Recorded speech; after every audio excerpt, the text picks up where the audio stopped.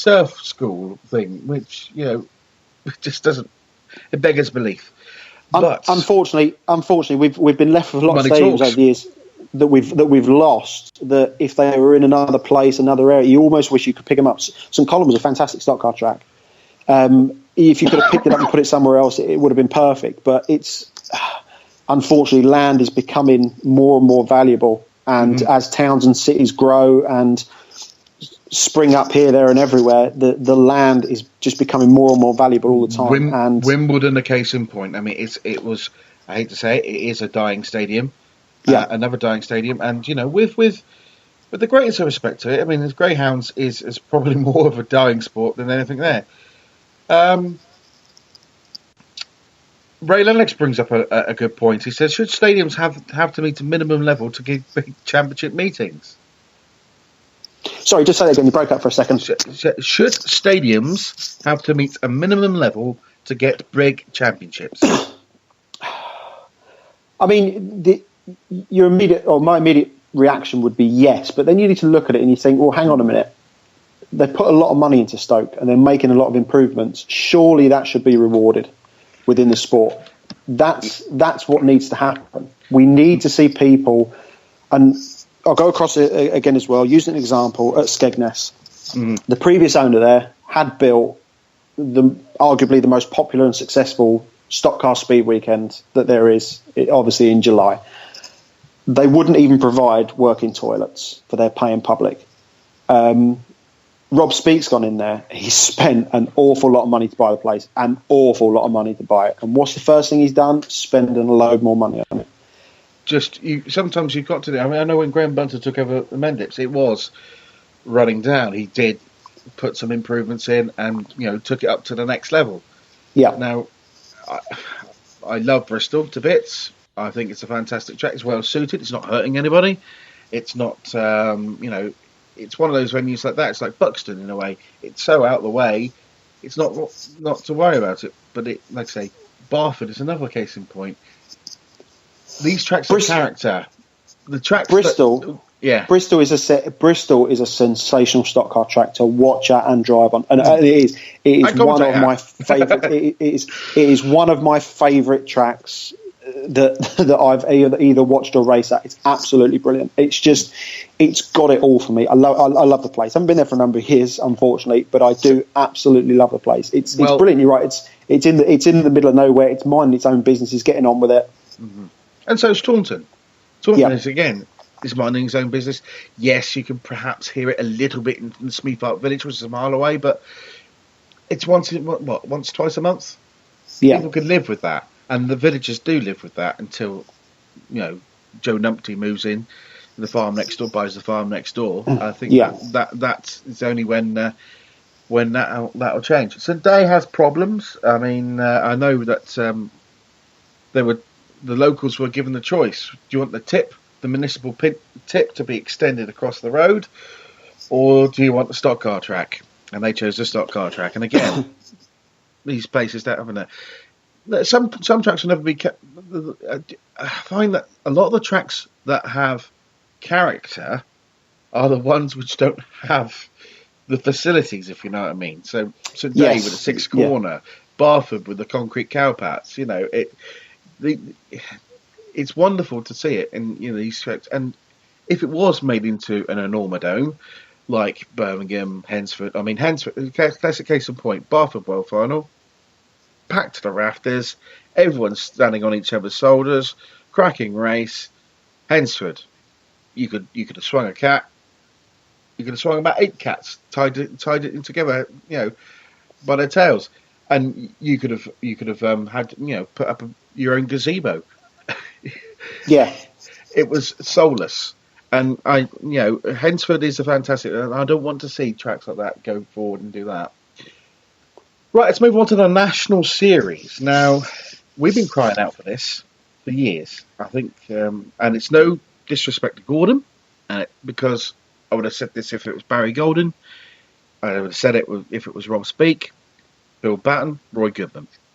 It is what it is. It is an end-of-season shootout system, which I think will make, it should add in theory, 15 cars onto the end of season meetings, which people tend to go, after the World Final, they tend to go, time to go to bed. Put the car in the shed. We'll look to have a play on one of the local meetings, and then if I crash it, I'll just put it away for the year, and then we'll come again in March. I think it's a really good opportunity for Briscoe to sell itself, as a Premier Formula.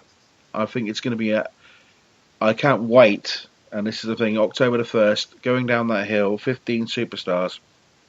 How many will come out? I do not know, but it will be fun. Yeah, I mean, I do agree with you. The one issue I've got with it, I don't think it should carry the silver roof. I really, really don't think it should carry the silver roof. And since it's been announced and the formats of seeding the drivers into it, I think it almost takes away from everything the silver roof has been. Yeah. Stock car racing is about jeopardy. It's about the one-off races, the big one-off races. It's not about season-long things. The national points is the one thing that we have that really rewards that season-long effort. I don't agree with the Formula Ones either. Their national series or whatever they're calling it now to carry the silver roof. I like the idea of it. I had the same conversation at the semi-final meeting with Gordon Moody, and I said exactly the same to him. His reply to me was, he said, if they want to do it over the season-long points for the silver roof, he said, I'll be there. He said, if they want to do a 10-round shootout, I'll be there. He said, if they want to do a one-race destruction derby, he said, I'll be there. The man will do it. And to be fair, he'll probably go and win it as well. And like I say, I don't dispute that he will be in the shake-up come the end of it. I think Polly will run him very close. But what I would like to see, and this is the one thing, that it's all those other things. I come up with a system, and it's on Stoxradio. It's on one of the posts. You can have a read back of it, folks, if you've got 5 minutes or 15, like you have to read with the other ones. But basically, I come up with this very similar system, but it was only like four automatic qualifiers. That was the reigning points champion, the person leading the points at that point in time. So I put the cut-off as September. The world champion and the British champion, because the world champion and the British champion are things which you have to qualify and do more than one race in. Yeah. The rest of the championships are random draws or average points or something else, or just a meeting final. And then all the other championships, you squish them down, you give them all a ranking order, then you add attendance points for turning up and places. So people who turn up to the championships are always going to be in the shout out for the silver roof. At the end of the season, you have the champion of champions, which would be a one-off race. That would be for the orange and white checks. You'd have silver checks for the points champion, and the silver roof would be on the shootout, and that's what I would like to see. You still have the national, but the shootout would have a different points system. So at that cut-off point in time, say for instance a yellow top flukes the British Championship or flukes the World Championship, because we were only like a spin away, and Steve Wachurley would have won the World Championship last year. Subject to scrutineering, obviously. Well, yeah, you do wonder if that would have turned out differently had he been first and not second. Yeah. Well, we've seen what happened in 2008. Excuse me. But if a yellow top won it, he would have less national points than someone who's Gordon Moody, who would be 1,000 points in the lead by that point in time. So you add up all the entrance national points. You redistribute, you add them all together, and then you do a little quick equation. So, say there's 3,000 points between the 1,500 drivers. He scored 150 points, he gets 2 points. Gordon's got 1,500, he gets 15. So there's a bit more of a head start. So there's a head start for the person who is leading the national points, if you know what I mean. And then so on for second place, third place, fourth place. So then you don't have this situation where you have superstars not in getting demoted. Because I know if I'm a superstar, and basically if I turn down that place and I'm a superstar, I'm down to red. I'm going to win lots. Yeah. That's the one thing people haven't considered. There are going to be people doing tactical rejections. Yes. They'll probably win more than they will in the start. They'll probably more drop into red than they will in the start money for turning up. I think if we look at it, and it was only actually yesterday that I went on the website and sort of read through how the seeding was going to work for it. I was quite sort of surprised. It wasn't what I thought it was going to be. To me, the only thing I don't particularly like about it is carrying the silver roof, but that's my opinion. If we look at the positives of it, I think the fixture plan is really good. And I think by looking at the list of the shootout rounds, or the National Series rounds, whatever they're calling it, and if you look at the planning of it, you've got Kings Lynn and then Mildenhall, and I think there's Taunton and then Bristol. And you look, and it gives you optimism, maybe not so much for the National Series, but going forward, looking and thinking it is possible to create an exciting fixture list. Because those meetings and that planning, it does excite me. There's only one problem with that. If you look at one of the meetings that were on Taunton, they're not solar states. And I completely agreed. And I was surprised about that. But as mentioned earlier on, it's still early days in this, not redistribution of the fixtures, but I think the fixtures have been looked at over the close season. And it's still early days now, and it's going to take time for that to play itself out. Listen, regardless of what anyone says, this is not a 600-car formula anymore, and it cannot support 8 meetings over a weekend. It really, really cannot, with the amount of active drivers it's got. So something needs to be done. I think there's hot spots and there's cold spots, and yes, the thing is, it's going to the well too many times. So that's what you've got to think about. The tracks which are struggling are the ones which they've got the most fixtures. Yes. I mean, Barford last year had, I think, 1 full format meeting. Skegness has 4 format meetings, which are basically the 2-speed weekends. Yeah. And last year, I think they had, and obviously the qualifying round. Cowdenbeath, again, struggles to get it unless it's got a championship. Perhaps less is more. Absolutely.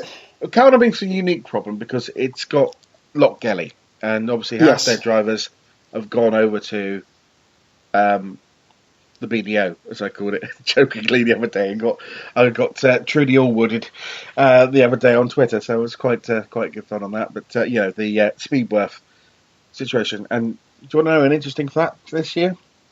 Go on. Dean Wood has more Formula 2 meetings than Superstocks meetings this year. Really? That's I know he's dropped a load at Yarmouth because they were lower. They were lower on numbers. I know that he's dropped some Superstocks from Yarmouth. He's lost Wimbledon next year, obviously. Yes, but no, that's you're right. That's interesting. But also taking on Mildenhall as well. That's obviously added to his Formula 2 meetings. But I agree. They've cut 4 meetings from Mildenhall as well. So. Well, they have cut down a lot on Mildenhall, but I think the same thing again. Mildenhall was just getting flogged to death, and there's only so long that you can expect people to turn up almost every week. And I'm not talking about the Formula 2s now. I'm talking in general, spectators as well. And I certainly know for a fact that Dean Wood, he is very much of the opinion less is more. He would rather run less meetings but bigger meetings when they do run. Rather than just putting on a meeting every week to try and get a few people through the gate. That's not his way of thinking. So obviously you see that in action at Mildenhall, and also as well, it can't do the place any harm. It certainly can't do the place any harm. The track's been a lot better since he's taken over. There's a lot more care and effort being put into the track preparation. I know what happened at the F2 World Final last year. That was basically it happened at the wrong time. Sadly. RDC took a lot of stick for that, and I think a lot of it was unfair because the weather was horrific. And Coventry was it the week before. They had a very, very similar problem. Very, very similar problem. And the same thing again. It was. I wish it was. There was nothing that the promoters can do. The weather, and you're not going to, because the weather forecast is looking bad. You're not going to move your world final back a week or forward a week or whatever. That's one of them things. The forecast though was for horrendous rain most of Saturday, and they could have made the call. And this is where they could have said, right, the weather forecast looks better for Sunday. If you look up here for Sunday, otherwise don't come Saturday. We'll run it Sunday. And if the forecast is bad, at least we've done the track prep beforehand.